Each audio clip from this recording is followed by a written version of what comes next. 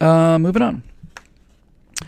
Zechariah Tiemann says, if conservatism works so well, why are southern red states so poor?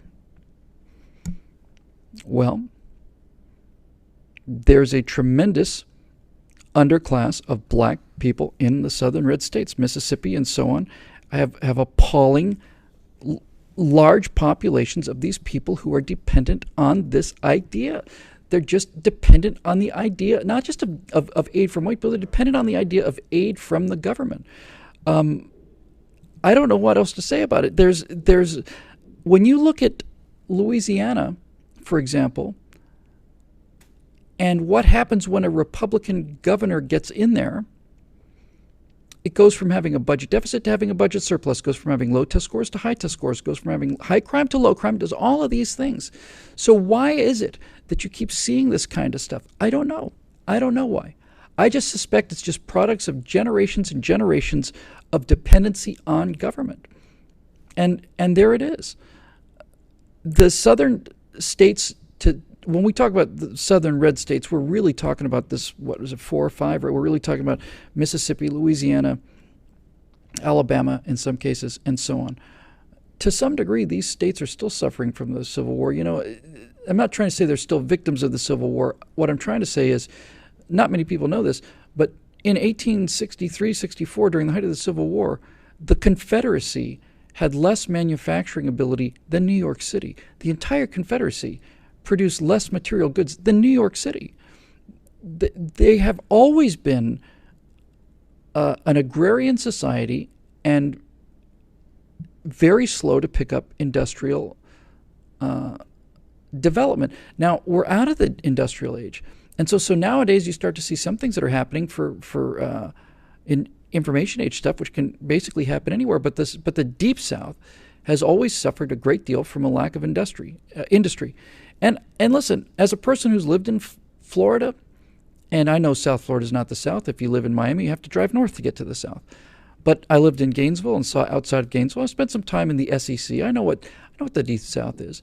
I don't know if there's anything to this, but since you asked, I have to tell you, when you live in a climate where 9 months out of the year, by 9:30 in the morning, it's 98 degrees out there and 98, 99, 100% humidity beating down on you, that doesn't motivate me to roll up my sleeves and get to work. I really want to know how much the actual climate, which is so unbelievably oppressive down there, has to do with motivation and work.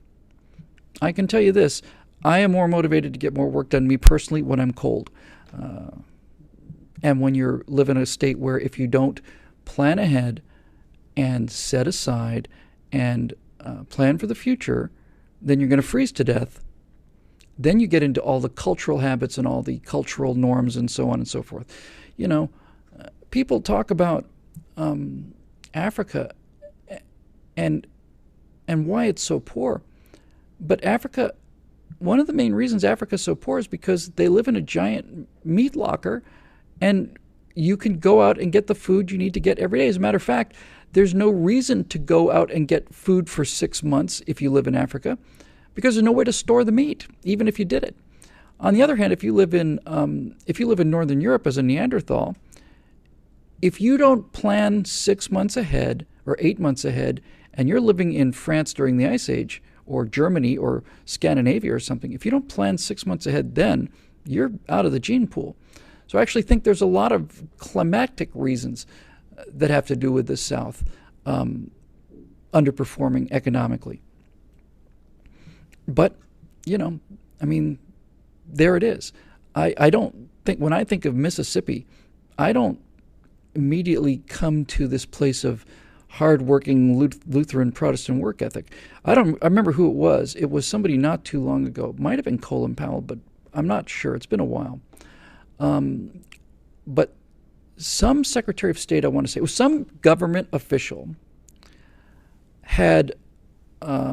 was showing, it was either the Prime Minister or some visiting official from either Norway or Sweden. I know this is about as vague as it gets, but the point is correct, right? Some American official showing around some Scandinavian official.